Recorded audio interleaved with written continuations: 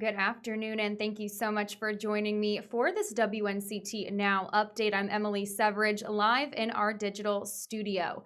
WNCT is providing you with live streamed updates on our website, WNCT.com, every Monday through Friday at 1:30 p.m. and 4 o'clock p.m. to bring you the most recent and up-to-date news before our nightly newscast.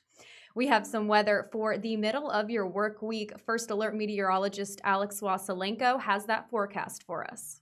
Happy halfway to Friday, everybody. I'm your First Alert meteorologist, Alex Wasilenko, reporting from the First Alert Weather Center on another steamy and stuffy afternoon across eastern North Carolina. We're talking about some heat, humidity, and filtered sunshine today, followed by some isolated showers and storms getting into the mix for the middle parts of the afternoon and into the early evening. Some of those storms could be strong with heavy rainfall, gusty winds, and the potential for some small hail. As we go into the overnight period through early Thursday morning, skies begin to clear out, and we start the day Thursday with partly cloudy skies and patchy fog, but there is a cold front that will continue to develop just off to our west. It may throw some unstable air our way for Thursday afternoon and then again Friday afternoon. However, the better chances for showers and storms will reside in your weekend forecast. Thursday and Friday looking fairly dry for the most part, just a pop-up shower or storm possible Thursday afternoon and Friday afternoon, but the sunshine should outweigh the bad both those days. You'll notice in the wake of today's cold front that will spawn some isolated showers and storms. Temperatures get taken down a little bit by a couple of degrees Thursday and Friday.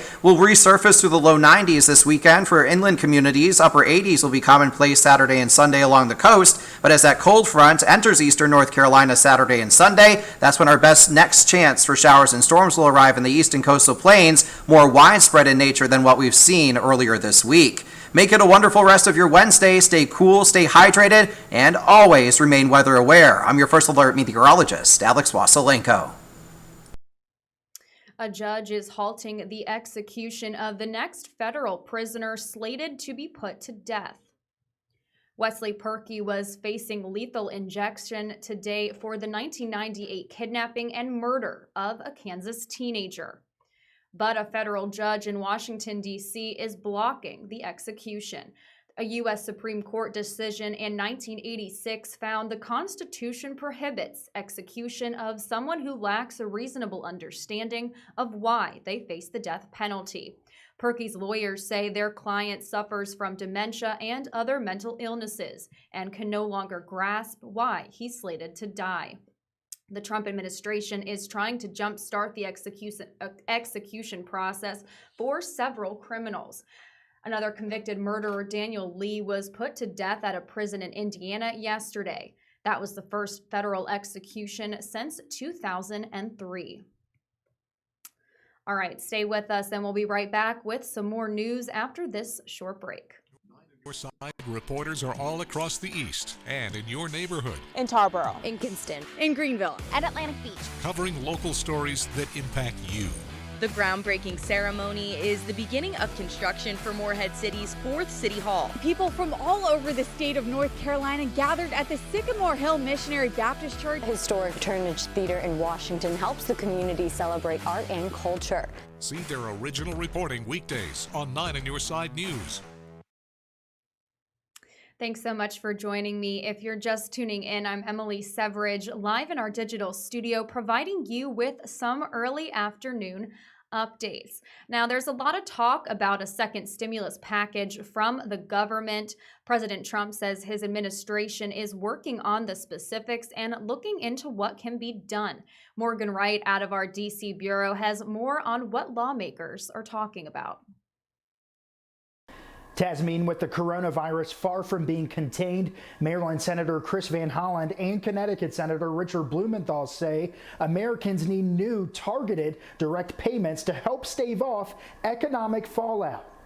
Somebody's at work and doing fine and paying their bills, there's no reason that they should be getting a payment. But people who are hurting because of this pandemic should be getting the relief that they need. Stimulus payments are necessary for families that are still struggling to put food on the table. Van Hollen says time is of the essence, as key protections from previous bills, like eviction protection and unemployment benefits, are slated to expire at the end of July. We still have 20 million Americans out of work. You could see just a flood of eviction notices.